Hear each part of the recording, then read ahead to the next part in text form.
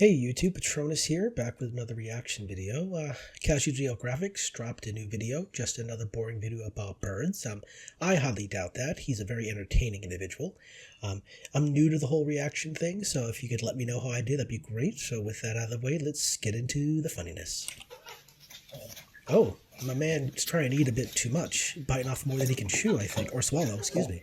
Don't let the baby face and lack of facial hair fool you. Us 90s kids are getting old. And one thing they don't tell you about getting old, that bird washer face Oh, okay, I believe this would be called an assault. really comes out of nowhere. You'll just be minding your own affairs, and then one day, unprovoked, you'll be like, that is an immaculate looking grackle. We laughed, but the whole time he was right. The bird is the word. And is he wrong? Just look at Buddy go. Oh, damn. I could watch that for a couple of minutes without This guy's strutting. Strut their stuff, do it. getting bored. This is an American woodcock, and I know what you're thinking.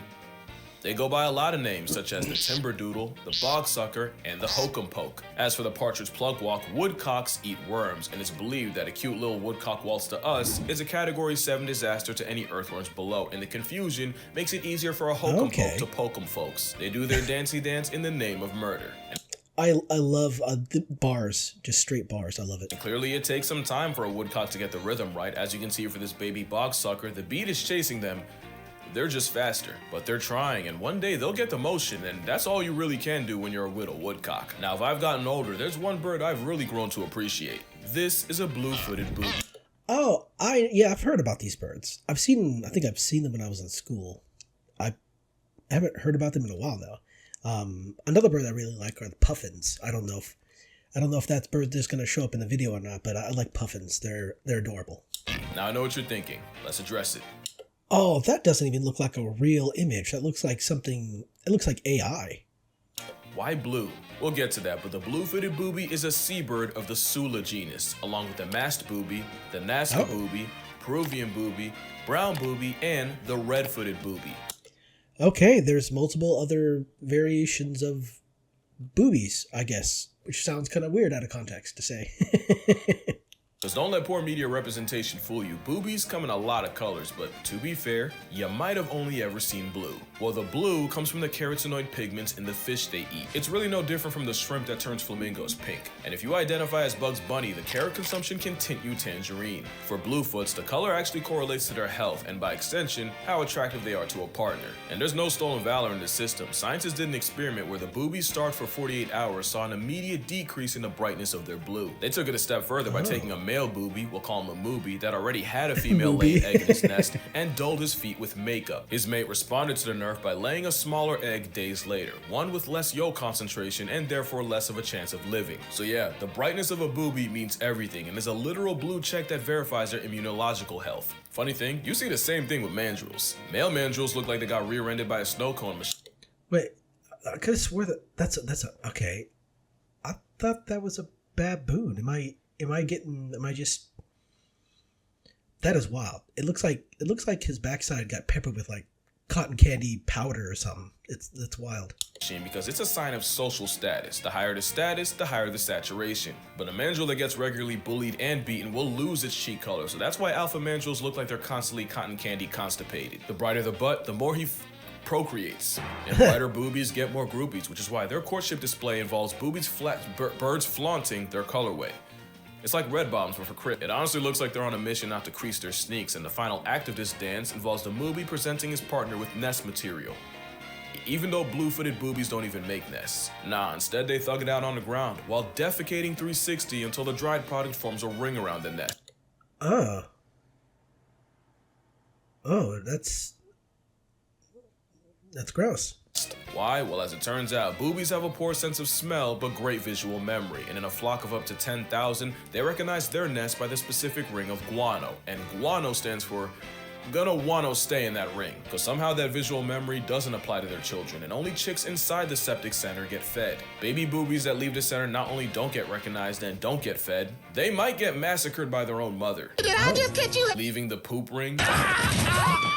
That's not the only way a baby booby can get deflated. This seabird practices siblicide, because it Oh, damn. Okay. Again, don't let the internet's unrealistic booby standards tell you otherwise. No pair of boobies are exactly the same. One's always a little bit bigger. Right. And that's okay. I've heard about that. I've heard that. It's totally normal, but it does mean the bustier bosom will bludgeon and bully the weaker chick, often while the parents watch the boobie get murked like mastectomy. It usually happens when parents are low on groceries, but sometimes the boobie newbie will catch a body just because. The Nazca boobie will yeet its sibling out of the nest, even though studies have proven that boobies working together could easily feed both children. Did I just catch you wanting to be Alive. Yeah, it ain't all beauty being a booby. Like I said, unrealistic booby standards aside, they come in many colors like the red-footed variety, also from their diet, and they also use their feet game to secure a mate. Evidently, it might work too well, as not even a predatory coconut crab can resist getting grabby with an unsuspecting booby bird. Oh wow, yeah, no, I've heard stories about coconut crabs. There's a theory that that was Amelia Earhart when her plane went down, that she got by coconut crabs, and that's why they couldn't really find any evidence of her, supposedly. But there's more than just crip walking unmentionables in the world. There's also tits. I've definitely grown to appreciate these fleet of flying popcorn chicken. Really nothing like waking up and opening your blinds to a nice pair resting outside your window. Okay, so I swear these I don't know what they're called. The people who name animals, they're just having all kinds of, they're trolling. They're just having all kinds of fun. They're, as the British would say, taking the piss, and they just be naming all kinds of things. And a great example, I think, is I think it's the Caribbean islands. There's this giant toad. I don't remember the exact, quote unquote, scientific name for it, but it's referred to as mountain chicken. And you can actually Google it and you find images of this toad. It's quite hilarious. Tits are a large family of passerine birds seasoned all across the world. Alright, let me stop waffling. Let's address the elephant in the room. In Eurasia and Africa, they're known as tit birds, but come to America and you'll find they're called Spaghettis! So I get why you're confused. You got an Italian plumber with a Japanese creator using their American name. Understandable, that would trip up anyone. Now with the birds with the tit variety, how they got their name is actually pretty interesting. Back in the day, tit was more like teat, and teat was an old English word for little or small, or even the suggestion of something small. Matter of fact, there was a time where it was used to reference a small horse or pony in the very derogatory.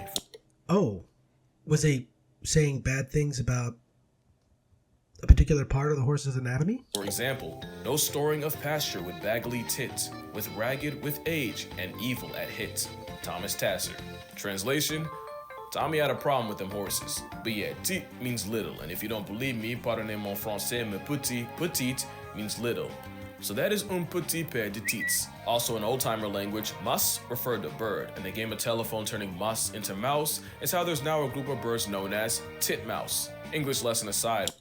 Okay, we got blue, we got great, long-tailed, coal, marsh, and willow. And I imagine the coal and the blue are probably from the coloring. The great, my guessing, is how large it is, because it looks like it has, 16 to 21 grams. I guess that's pretty big. And the marsh and the willow, I imagine that's where they were discovered. Just guessing. When it comes to birds, there's a lot of tits in the world, and they come in all shapes and sizes. My favorite is the long-tailed tit. Look at him. He's like my final boss of bird bias. It's one of Europe's smallest birds because, they tend to keep it pretty putsy, except in Sweden. They got big ones over there. In fact, it's home to the great tit. At about 5.5 inches as far as tits go, they sure are. Can't leave the Americans out, so of course we gotta shout out Saltriparus minimus, or the bush tit. And representing the aforementioned titmouse is the tufted titmouse of Texas. Obviously they're found in more than just Texas, but ain't no stops in alliteration station. But back to my preference, the long-tailed tit. And not just because of shape, although I do like them round. I don't really have a preference. They're all beautiful. He's just built like a perfect snowball. And something about watching them hang in the air is just satisfying. But also because they have a daycare system. Oh yeah, it does kind of look like he's just floating there. Nature just couldn't let a long-tailed tit rock, so they have a lot of predators like owls, weasels, and even unnatural ones like domestic cats they can thank us for. The war on tits means their airborne cotton ball has a high nest failure rate, but the thing is, if their family becomes compromised in the middle of their nesting season in May, because tits usually pop out in the spring, instead of trying again, usually what they'll do is help out a nearby nest. Now the helpers are usually related, but in a study, half of all the long-tailed nests had at least one and usually more recruits helping the cause. my man here just cannot help but deliver information in the form of punchlines. It's amazing. This guy's great. As you can guess, the chicks raised with helpers have a better chance of surviving a trip around the sun, and the experience means the helpers' future children have better luck at life. So basically, these birds are the embodiment of it takes a village, and it's always a pleasant sight to see tits sticking together for the greater good. And I gotta say, out of all these birds, I really like the of this one. Also pronounced giz, is a term used by bird watchers to describe the overall appearance or impression of said bird, typically garnered from attributes such as size, shape, flying pattern, posture, coloration. It's all about aura, the vibes. For example, some favor the J work of a booby. Me, I prefer the vibe of a long-tailed tit. Everyone has a preference. Woosah. I hope you didn't think we were done, because we also have the tit babbler of the family Tumulidae. Now you know where the TIT part spawned from, but the babble of it all referenced the constant babbling sounds they make. And obviously the naming guy wasn't into it. There's a lot of types of old world tit babblers, but probably the most famous one is the fluffy-backed tit babbler of Southeast Asia. I love this name. These names are great. And honestly, they're pretty, and I wasn't a believer at first, but I do see the fluffy part come into play, so having a name with babble, it's kind of disrespectful. Surely someone cares for what a talking tit bird has to say, but hey, they could have been done way, way worse. This is a dick sizzle. It's basically a cardinal you can find in the American... These names, these scientist dudes are having way too much, doing way too much fun. They're doing too much. Midwest and Central America, as in they have all their hanky-spanky fun times in the US Midwest during their breeding season from about early June to mid-August. Then before fall, the symphony of sizzle dicks migrate en masse to Central and South America. They nest on the ground, and they're highly territorial and will run fades in the name of property development. So if you walk outside to a hyper-pigmented popcorn kernel running the ones, you sir have a case of aggressive dick sizzles. Jeez, come on. But considering they're only 5 inches long, you'd much rather hear those words on your front lawn than from a doctor in a clinic. And the same way the morning dove brings you back to waking up in your childhood bedroom, Dick Sizzle might have been your summer anthem and you didn't even realize it. In fact, that's how they got their name. Apparently after what the naming guy thought their song sounded like in words. And somehow that was enough to get named like an STD. If that's onomatopoeia, I wouldn't want to be ya. Speaking of which, this is the go-away bird of Africa. Same timing as Richard Sizzle. Their lore is that their call sounds like Kowe, which apparently was in the neighborhood of go away. You know, at first I wasn't feeling it, but if I try really hard, I can make myself hear it. Or I could just be getting Barbied again. Oh, Barbie, those were vintage! Oh, wait a second. Whoa. It sounded like you just said, oh, fuck.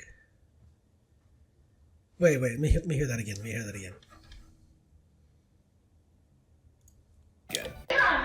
Oh, Barbie, those were vintage! Okay, yeah, no, I'm still hearing that. Wait, I'm gonna close my eyes. See what it sounds like. Oh, Barbie, those were vintage! Oh, okay. Yeah, okay. That for some reason, I guess if my eyes are open, my brain wants to hear oh fuck, but if my eyes are closed, I actually hear oh Barbie. But it kind of doesn't really help that the audio quality of this clip is kind of terrible. So, yeah. Not just curse. The fun thing about them is it's believed that is an alarm call to warn other go-aways and actually even other animals of predators. Conceptually, if that's true, that's really cool. I love the crests on these birds' head. It's really nice. It's like a fin. It's really nice, and I like the sheen on the feathers. The lighting makes the feathers look shiny. It's very nice. And that's it for the onomatopoeia portion. Let's talk about the rough-faced shag. It sounds like a euphemism for the cultural appropriation of canine coitus. Really, it's a rare seabird endemic to New Zealand. Shout out New Zealand. A cormorant, if you will. You know what else is a cormorant? I believe you've met. Oh, okay. This aquatic attack on Titan is also called a king shag, and the rough-faced thing comes from the patch of dry yellow skin called the caruncle. Lots of birds have this, like the king vulture. By the way, do not Google caruncles on a pigeon. Oh, now why did he have to say that? Now people are gonna look that up and... I'm serious, that ruined my whole vibe. For Big Shaggy, the caruncles really swell up and brighten during breeding season. Also, that ring around their eye turns an even bolder blue. It's really no different from the blue of a booby bird. Consider it amorous eczema. And it's not the weirdest thing a bird will do for attention. This is a sage grouse. And this is the part of the video that might actually get me. Now that's interesting. got. Two things: one, that's a guy, and two, those implants are inflatable guller sacks that they pop out for female validation. What they'll do is gangs of grouses will gather in groups called leks, that's L-E-K, and they'll display their headlights in a courtship dance that you can... Oh, wait a second. Yeah, the way that the feathers, their tail feathers are splayed out reminds me of peacocks. Yeah. actually hear from 3 miles away. It's very competitive, and they'll spend hours a day doing it. And in the center of the lek is the biggest bosom bird, the dominant male that gets to mate with pretty much 80% of the girl grouses there. Now let's be honest, you and I probably had the same thought when we saw this. How do they avoid predators when they're built like an uppercase cry for attention? Yeah, see...